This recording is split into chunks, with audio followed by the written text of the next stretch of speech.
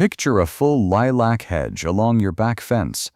30 plants, purple blooms every spring, filling the entire yard with that smell. At nursery prices, that hedge costs over $1,000. This video brings it down to one stem and a $4 bag of perlite. 5 secrets to rooting lilacs for free. And number 3 is where 80% of people lose the cutting before it ever becomes a plant. Last summer, I rooted 41 lilac cuttings. At nursery prices, close to $2,000 worth of plants, and I spent exactly nothing. But I want to be honest, the first 3 years I tried this, I failed almost completely. I'd cut carefully, pot them, wait, and 2 weeks later, pots full of brown shriveled sticks, every time. What changed wasn't a product, not a rooting hormone, not a greenhouse. What changed was understanding the 5 things I was getting wrong. My grandmother rooted lilacs in a coffee can, garden soil, a plastic grocery bag, a windowsill. No label, no $18 powder. She wanted exactly that hedge, purple along the back fence, blooming every spring, filling the yard with that smell. She got it, not from a nursery. 3 generations of free lilacs from one cut stem.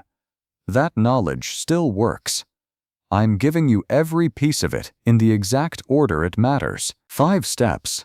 They build on each other. Get number 2 wrong, and number 4 cannot save you. But number 3, the substrate and the seal, is where this lives or dies. That is the one nobody explains correctly. Here is where most people lose before the cutting ever touches a pot. You go out on a warm June morning, find a healthy stem, make your cut, bring it inside. That sounds right, feels right, and it is almost right, which is the most expensive kind of wrong in propagation. The mistake is not where you cut, it is when. At noon, your lilac is drawing water hard, up from the roots, through every leaf, working at full capacity. When you cut midday, you sever at peak stress. The stem starts losing moisture with no replacement coming from below.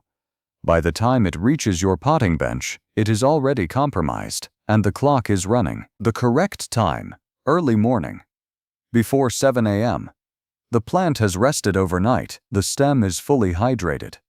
In my own tests, morning cuttings rooted at nearly twice the rate of afternoon cuttings from the same plant, same week, identical substrates. No product can replicate that biological advantage.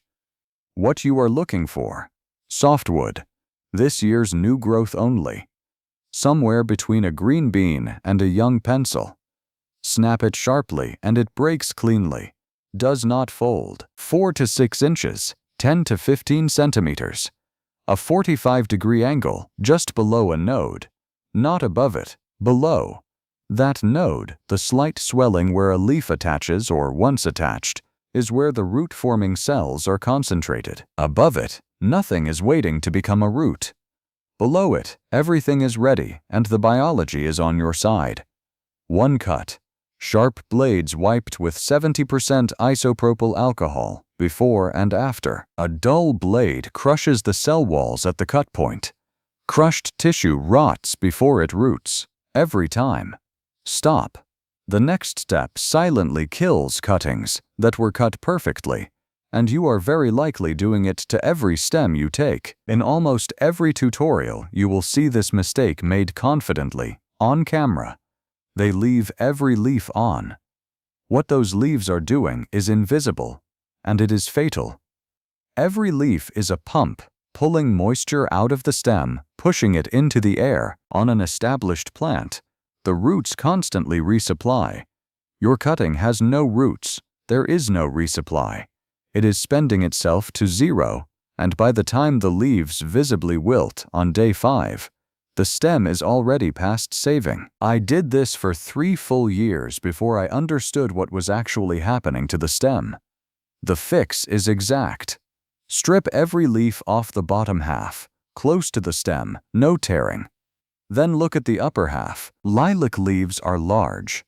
If they are more than 2 inches across, cut each remaining leaf in half with scissors, straight across the middle. You are reducing the pump to half speed, enough to support root development, not so much that the stem drinks itself dead before day 7. 2 to 4 leaves on the upper portion, each cut in half. Strip the bottom, halve the top, every time. This single adjustment will change your success rate immediately, within your first batch, not over time. A perfect morning cut and stripped leaves mean nothing in the wrong environment. This is where 80% of failures happen, silently, in the first 48 hours. And it happens before you even realize something went wrong. Set aside whatever you were planning to use. Potting mix, garden soil, seed starter, none of it is right for a lilac cutting. Potting mix holds moisture, that is its job. But a cut stem with no roots sitting in warm, wet organic material is not rooting, it is rotting.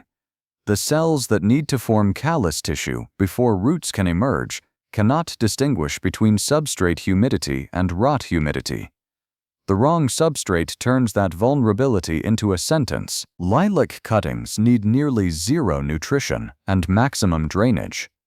First choice, 100% perlite, nothing added. Second option, 50-50 coarse perlite and coarse horticultural sand. Not play sand, but builder's grit that water flies through instantly. A large bag of perlite is about $4 at any Home Depot. It holds almost no moisture, gives developing root cells the air they need to breathe, and drains so completely that overwatering becomes impossible. Moisten your perlite before use. Squeeze a handful. 1 or 2 drops should fall. Make a pencil hole 2 inches deep. Set the stripped cutting in.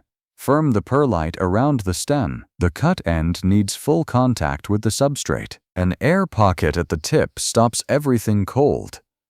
Now the seal, and this is what most people skip entirely. Your cutting needs 80 to 90% humidity to survive until roots form. Tent it over the cutting and secure it around the pot with a rubber band. Moisture from the halved leaves condenses on the inside of the bag and falls back down into the perlite. It cycles. It sustains itself without any help from you. A commercial humidity dome from the garden center costs $12 and does exactly this. A bag costs nothing. Do not put this sealed bag in direct sunlight. Direct sun turns it into an oven in 20 minutes. The cutting cooks alive. Bright, indirect light only. A north or east-facing windowsill, or under a shade tree. Bright, but never direct. The timeline. Follow it exactly. Day 1 through 7. Do not open the bag. Do not tug.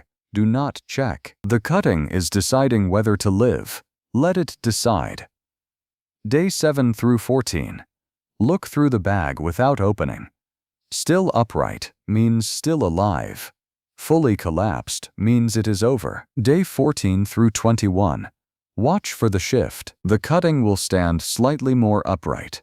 The halved leaves will look more deliberate, more present. Something is forming below. Day 21. Tug test. Hold the pot firm. Give the softest possible upward pull. 1 or 2 ounces of pressure, nothing more. If it holds, roots have formed. If it slides out, seal the bag and give it 7 more days. Do not pull the cutting to look. Seal it and walk away. And this is where most people, even those who did everything right, make the final mistake. You did it. Day 21. The tug test held. You slide the cutting out of the perlite and see them. Fine, white, alive. Root threads reaching from the node in 3 or 4 directions, an inch long, maybe 2, real roots. Your roots. And then you do what feels completely obvious. You pot it into regular mix and move it to a sunny window. It has roots now. It is a plant. Within a week, it is dead. Environment mismatch. Your rooted cutting spent 3 weeks sealed inside a humid, low-light world. Its root system is brand new. A handful of hair-thin threads not yet capable of managing rapid moisture demands. Move it abruptly into lower humidity and stronger light, and those threads cannot compensate. the cutting collapses. The transition must be gradual. Open the bag 1 hour on day 1, 2 hours on day 3, 4 hours on day 5, 8 hours on day 7. Full open air by day 10, one step at a time. You are walking the cutting from its sealed world into the open one, slowly enough that it never notices the difference. Then, and only after this 10-day process is complete, repot into half perlite, half potting mix. Give it 2 more weeks in shade before it faces full sun. Watch for new leaves. That is your signal. A cutting properly transitioned is a plant for 25 years. One impatient afternoon ends the whole thing. Most people treat lilacs as one plant. They are not. The common lilac, Syringa vulgarius, the one in most American backyards, is the most stubborn rooter of the group. With perfect technique, 50 to 60% success is realistic, but if you are new to this, start somewhere more forgiving first. Syringa Mayeri Palibin. Syringa Petula Miss Kim. The Bloomerang series. Same method, same substrate, same timing. But plants that root faster and forgive more imprecision. Root one of these first. Get the feel of what success looks like. The resistance on the tug test when roots have formed. The subtle shift in the cutting's posture around day 17. That feeling is what you bring back to Syringa vulgaris. By then you will recognize it instantly. Now the timing window, and this matters more than anything else in this entire video. Softwood cuttings have a window of 4 to 6 weeks per year. Zone 4-5, early June through July 10th. Zone 6-7, late May through late June. Zone 8-9, mid-May through mid-June. Miss this window by 2 weeks and you wait 12 months. The tissue transitions to semi-hardwood and requires a completely different method with significantly lower success rates. The window is real. It closes quietly, without announcement. It does not care that you were busy. Set a reminder on your phone right now for the first week of June. Label it Lilac Cutting Week. Protect that week the way you protect any appointment that actually matters. The nursery will be there in August. Your window will not. So, 5 steps done in order. Your success rate will genuinely surprise you. But here is what nobody in this hobby ever prepares you for. The moment the tug test holds, when the cutting stays absolutely firm under your fingers, and you slide it gently out of the perlite and see them for the first time, thin, white, alive, reaching outward from the node in every direction. Nobody warned you it would feel like that. That a handful of hair-thin threads in a $4 bag of perlite would look like the best thing you grew all year. That is what a $1,000 hedge looks like before it costs you a single dollar. Stem, root, plant. That is all this is. Have you tried rooting lilacs before? Which variety, which state, which day did it go wrong, and did you figure out why?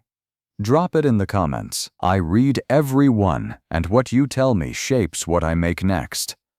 Drop your zone too. A gardener in Zone 4 in Minnesota is taking cuttings 3 weeks later than someone in Zone 7 in Virginia. And that gap alone decides everything. If this video gave you something real, hit the like button. It tells YouTube this is worth sending to someone else who needs it. Subscribe for one honest reason.